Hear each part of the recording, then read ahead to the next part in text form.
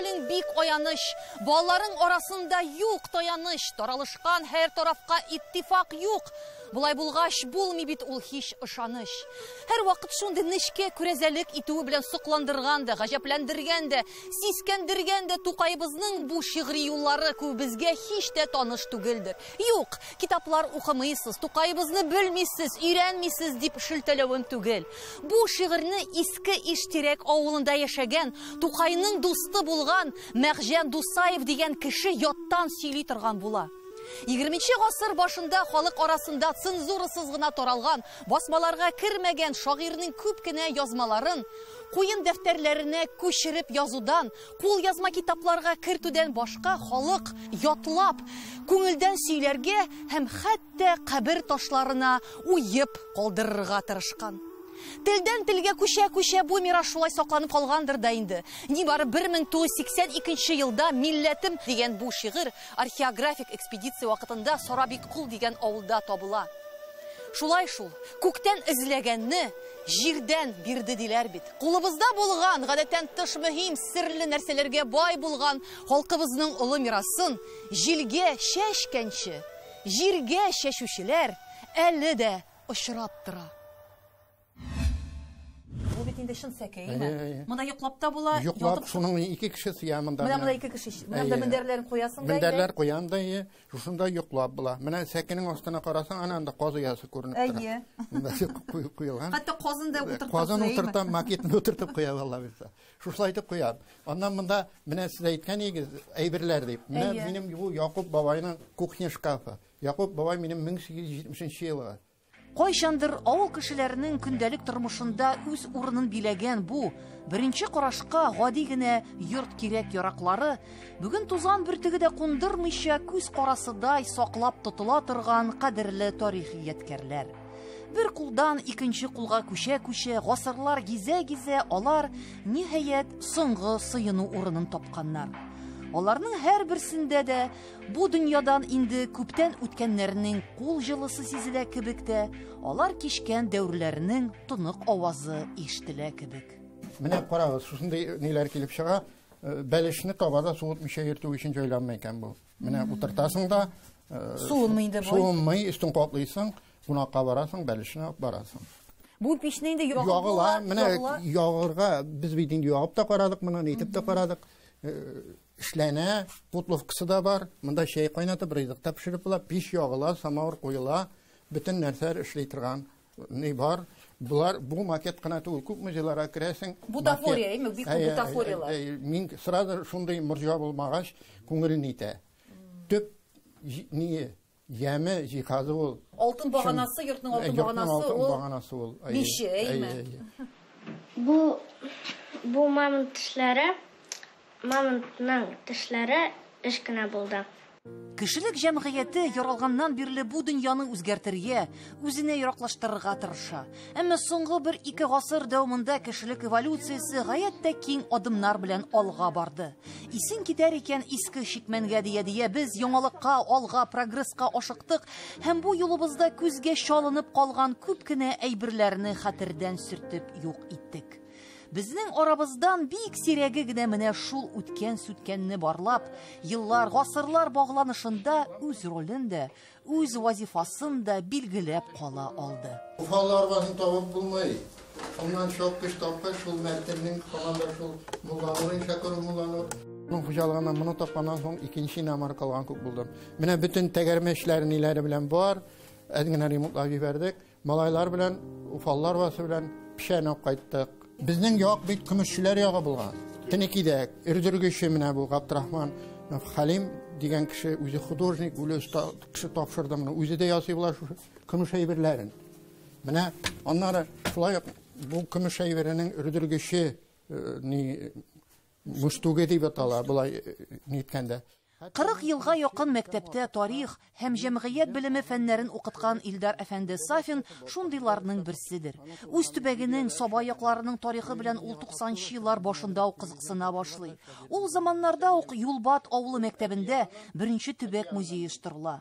Аның экспонатларын укытучылар балалар белән бергә авылдан авылга йөреп җыялар. Нәтиҗәдә халык тарихының һәр чорына караган үз ядкәре табыла.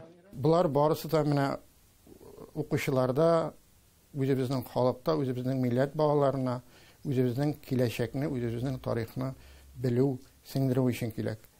Борынгылар әйткәннәр бит, или халыкның әйтеме дә бар. Тарихын белмәгән халыкның киләчәге юк дип. Менә ул вакытта кызыксыну көчле балаларга кертеп җибәрә. Ул вакытта мин район тарихында укытып алдым. Үзебез дигән гади генә дәреслек белән шушы район авыл тарихын кертеп җибәрә. Балалар бик нык кызыксындар, аны дирекциядән сорап та алганнар. Безгә шушыны факультатив итеп кертсеннәр әле дип. 90нчы елларда аны эшләп буладыр, җиңел. Тарих ул бит әкият түгел.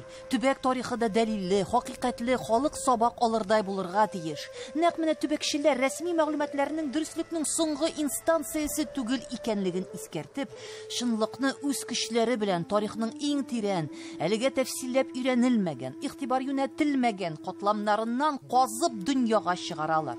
Юлбат авылының килеп чыгышы метрика кәгазьләре буенча 17нче гасырның ахырына карый.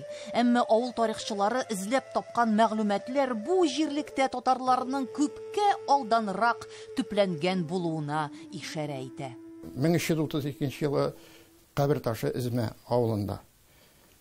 1332 иң борынгы кабер ташларының берсе безнең районда. Димәк, шушы ишарә итә бит инде. Шунда зират булган, каберлек булган. Димәк, аңарчыда безнең район территориясендә кешеләр яшәгән булып чыга. Бу авыл иң борынгы авыллар рәтенә кертергән мөмкин, чөнки бездә ике кабер ташы сакланып калган, алар авыл эчендә калган инде бүгенге көндә. Беренче кабер ташы 1524 елга карый, моны тарихчылар үзләре укыдылар безгә килер инде. 1524, икенче елга инде булай гына уйласак тагын 500 еллык тарихын бәйрәм итәргә була шуңарның. Мише елгасы, Кишәр тавы, Имәт чишмәсе, Мулла үзәне, Кабык юлы, Әмирхан бабайның алма бакчасы, Олы Шыңар авылы тарихи топонимик һәйкәлләргә бай җирләр. Данлыклы игенчеләр, терлекчеләр, итекчеләр, шәл бәйләүчеләр ягы Петр I заманнарыннан ук билгеле була. Бuna bütün яктан урманчылыга алган була. Хәтта Петр I-ның чорында бит инде урманнарны дәүләт реестрына керткәннәр, шуңарның кеше шуңарның урманы шушы дәүләт реестрына кертеп, корабльләр төзү өчен файдаланган. Төбәкчеләр әйтүенчә, авылның тарихын язу һичшиксез кибәннән энә эзләүгә тиңдәй эш. Архивларда сакланган ревизия сказкалары, метрика кенәгәләреннән шактый кызыклы материалларны табырга мөмкин, әлбәттә.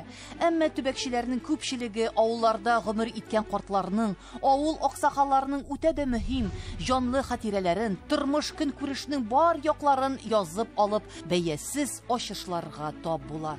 Бака кашыгы дип атала. Бака кашыгы. Ракушка теге французлар ашый бит әле. Ни, безнеке инде зуррак мондай. Димәк, ул елгадан чыкканмы? Елгадалар бүгенге көндә яшиләр алар, шулай үзләре яшиләр алар. Ризык буларак тәмин инде, мен деликатес инде, без аны белмичә генә аксым ашаганбыз, шушылар инде шушындай. Димәк, бу халык үзе ничектер теге иткә тәрбияләп, теге саклап калган инде. Саклап калган. Гомер-гомергә бу якларда аң белемгә, мәгърифәткә тартылучан халык яши. Һәр авыл мәчетенең үз мәдрәсәсе була, дистәләгән шәкертләр, язучы, тәрҗемәче татарларга беренчеләрдән булып Пушкин, Толстой, Тургенев, Горький әсәрләрен таныткан тел галиме Габдулла Тукайның якын дусты Солтан Рахман Кылый да бу якларда туып үскән икән.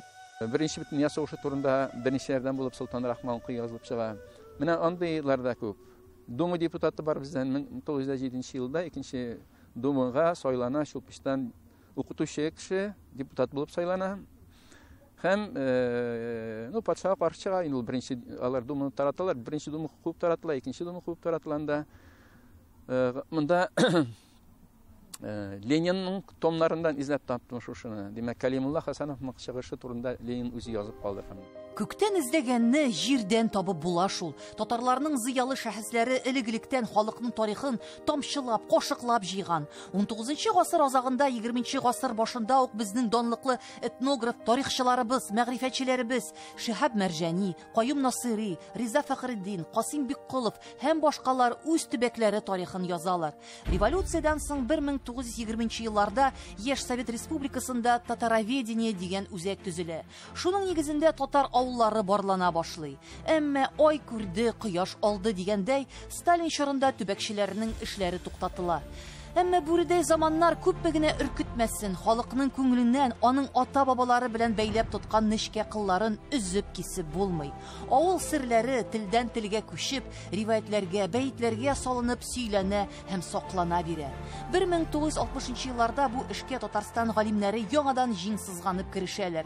Бу вакытта авылларга экспедицияләр белән чыгу, археологик казу эшләрен башкару, язма мирасны барлау һәм башка фән ягыннан караганда бәяләп бетергесез эшләр җәелдерелгән була.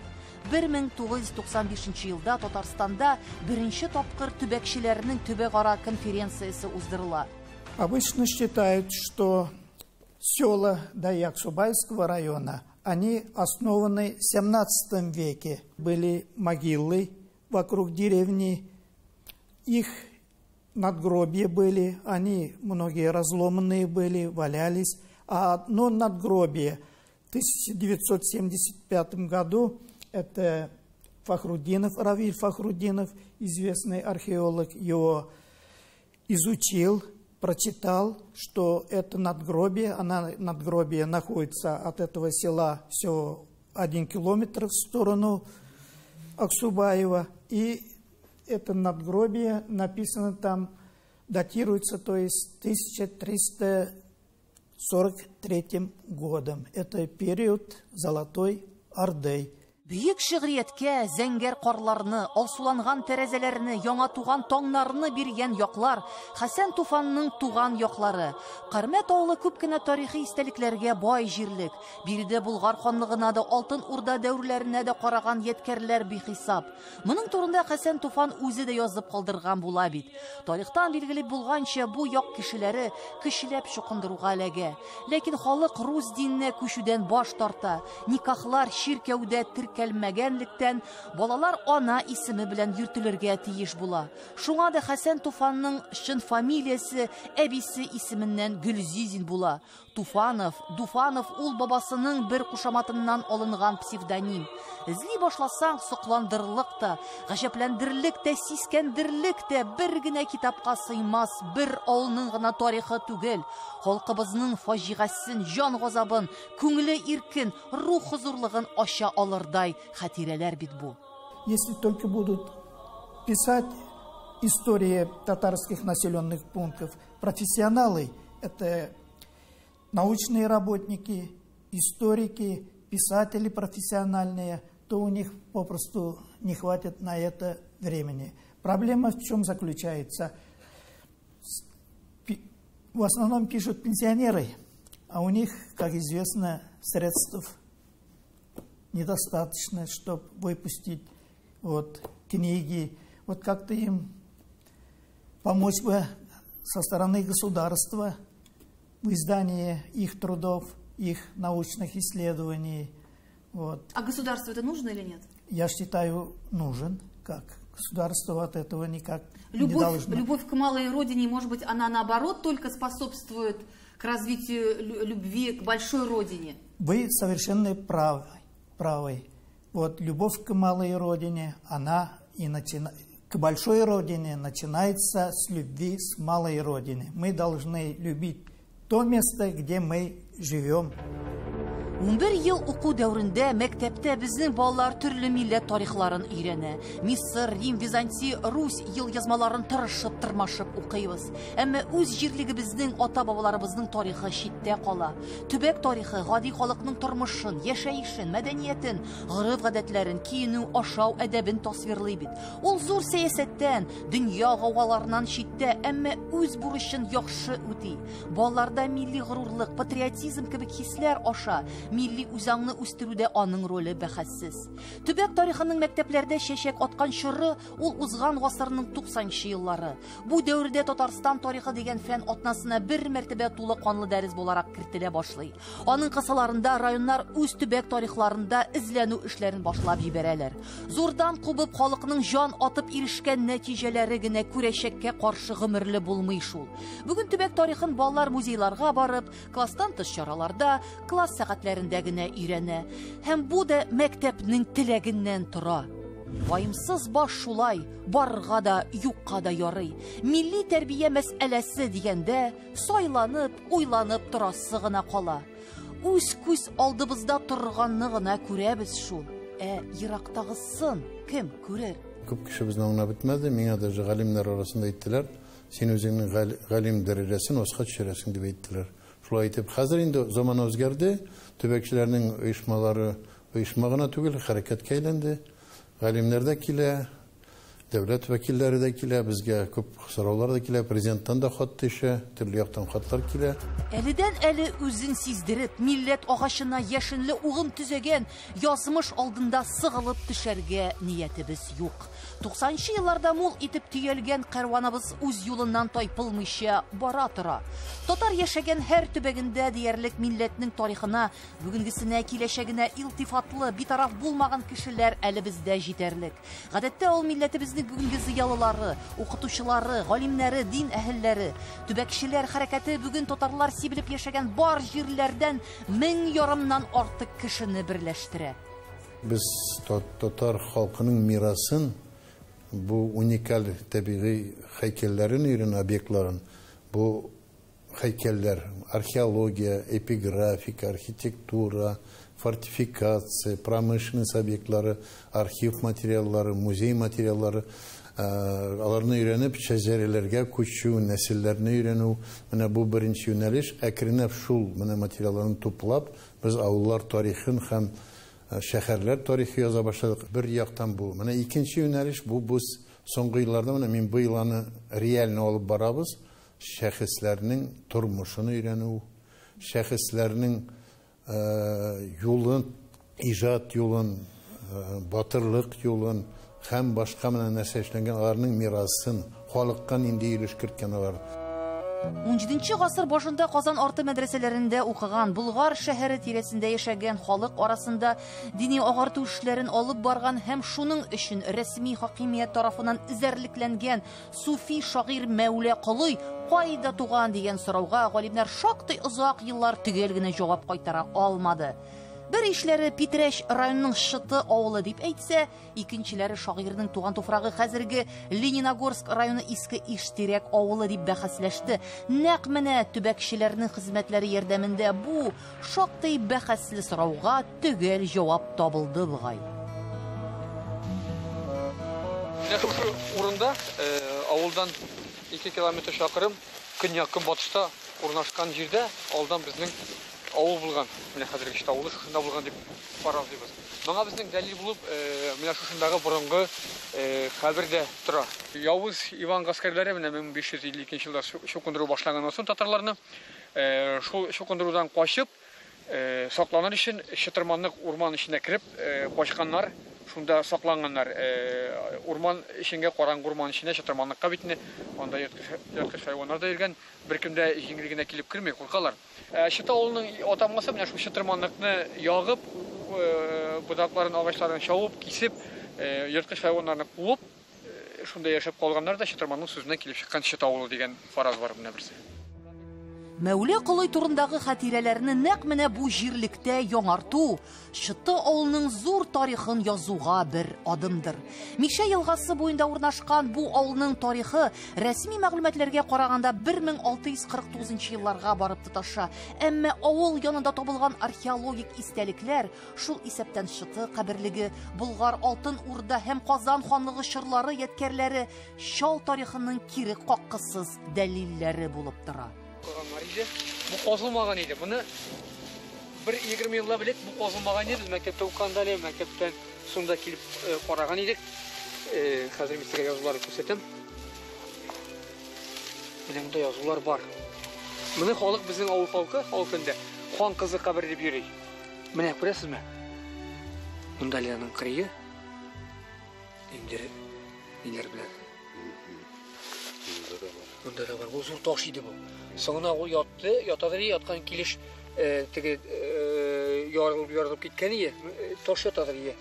Менә бу урынны куйгач, аны яшатып җайлап таралмаска. Менә аны бу ягыннан да. Ну, аңларга була инде, аңлаган кешегә. Ташны җыеп куйсаң, ул күренә. Сөякләр менә шулай эзләп бер урынын таптым да, эзләп төшеп барам. Сөякнең вак сөякләр зурлары, баш өлеше, аңкау өлешләре тешләре белән күренеп тора, ул беленә башлырак кеше баш икәне. Шу димәк теге бер генә кабер түгел, авыл булган, зират булган дигән сүз бар. Революцияга кадәр авылның 3 мәчетле булуы да билгеле. Булганчык заманнарда да халык үз телен, гореф-гадәтләрен, иманын югалтмый, мәчет манараларын кистертми. Шундый кыю, кырыш, ихтиярлы халык хәтта революциянең башлыгын Ленин бабайны да авылда качырып саклап кала. Бу да үзенә күрә бер тарих бит. Ленин безнең авылда булган дигән ни бар. Фаразга түгел булган дигән, чөнки минем әни әйтәдер иде, кичкенә вакытта балалар урамга чыга күрмәгез, чыксагыз бер үк безнең түбәдә Ленин бабагызны яшереп ятуын халык кайта күрмәгез, безнең барыбызны да сөрәләр дип әйтте ди. Һәм йомырка пешереп алып менеп киткәнен хәтерлим дип әлдә бүгенгә хәтерлим дип миңа әйткәнен беләм ди. Питер Шоймның Ленинга кичкенә авылда Ленин музее бар, анда ул чынлап та булган, аның битенә урыннары, именлары бар. Безнең авылда да булган берничә көн атнага якын торган дигән фараз бар. Аннары аны арбалы тирискә күмеп яшереп авылдан алып чыгып китәләр. Бар булган мәгълүматларны барлау, дөреслеккә, гадилеккә салынган саллы бер китап бастыру Шыты авылы төбәген өйрәнүчеләрнең әле дә зур бер хыялы булып тора. Милли горурлык кеше ватанны сөюдән башлана түгелме? Бу изге максатка ирешү юллары да һәрберебезгә билгеле кебек. Акча эшне җиресендә ләсәкәп, чөнки хәзерге заманда бар да инде бер кеше дибет булмый, бушка дигәндә силкеми дә йөрми дә. Олай дип уйларга ярамый, мин шуңа күрә хаҗасын әйтәм, кеше алай уйлый икән. Күрәсең, кешенең үзенең фикере шундый, бернинди акча эшендә түгел, монда килеп акча чыгарга гына була йөрсәң. Әгәр дә эшең күренсә, әгәр дә чын күңелдә эшләсәң, авыл өчен, район өчен, милләт өчен дип уен изгедә икәнен беләсең икән. Әлбәттә, күңел үсә, шуның белән ничек менә үзеңә ышанасың, син үзеңне өчен түгел, син авыл өчен, милләт өчен эшлисең икән дип күңел тагы да үсә, тагы да эшлисе килә. Менә шунлыктан күңел күтәрелә. Димәк, мин дөрес юлда барам икән. Кем мин булмасам дигән уй килеп, мин шуны бик теләп эшлисем. Минем дә шунда уем бар инде, кичкенә генә булса да, шушы өйдә бер гаилә килә, менә мин шулай дип күзаллыйм инде. Башта үзебезнекеләрне шушында куналар, йоклыйлар, пешкә әйбер пешерәләр, казандамы, самавырда чәй кайнаталар. Ondan alga taба кара мыйша булдыру, иске мыйшаны күчереп салу уйда бар. Шунда кирип кара мыйшаны да кирегә мөмкин була. Ondan инде менә быел ансын булдырга күлтә бәйләп ашлык сугу, әвен ясау уйлары да бар инде. Алар менә аның ашлык сугын кадер башкарып бер шабашларым бар, аларның төзәттерәсе бар. Ondan инде ата алып, мин заманында татар атын алып, татар атын үрчетеп бу төбәктә иң беренчеләрдән булып алып кайтып, шөгыльләнеп, аны өйрәтеп, шабышларга йөртеп шулай итеп йөргән инде, менә һәр бар татар халкының шундый бит инде. Атка күңел тарта, шу бакчада урын калдырып, аны шабаталар киеп, милли киемнәр киеп, сукалатып кара. Әти кеше чыга да балалары белән берничә буразна сукалап төшә, тырмалап карый. Әнисе кызлары белән чыга да чишмәдән су алып кайта, абзарда сыер савып карый. Менә шундый уй планнар бар.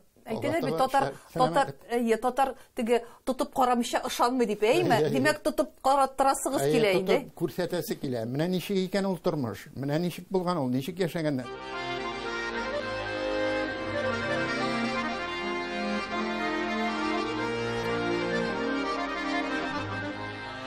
Һәр табылдык ул гади генә әйбер түгел. Аның эчендә зур бер дөнья, зур бер мәгънә ята. Тарих белән бераз гына булса да кызыксынган кешеләрнең данлыклы Болгар шигә алкаларын күргәннәре бардыр. Аларның кайбер кыйммәтле үрнәкләре дәүләт музейларында һәм шәхси коллекцияләрдә дә саклана. Бер караштан гади генә бизәнү әйберләре кебек, әмма бу алкаларда Болгар бабаларыбызның дөньяның барлыкка килүе һәм дә төзелеше турындагы беренче карашлары ята бит. Алка эчендәге үрдәк, борынгы легенданың чагылышы, Беренчел океанны һәм дөньяның төп җисемнәренең барлыкка килүен тасвирлый. Гади генә бизәнү әйберләре аша безнең борынгы әби-бабаларыбыз кешеләрне һәр дәвердә дулкынландырган сорауларга җавап эзләгәннәр бит. Гаҗәеп яткәрләр. Әмма балаларны менә шулай кызыксындырып кына калмыйча, аларның саф күңеленә зиһен ырлыгын кем салыр? Зур бер милли горурлык хиссен тудырырлык бу кечкенә генә мәгълүмат кайсы сыйныф дәреслегендә теркәлгән? Берсендә дә юк. Фәнни эшләребез күп, салган юлларыбыз киң дә, озын да, әмма бу юлларда әле сакланып калган эзләрне яңартып, мирасыбызга ия табасы калды.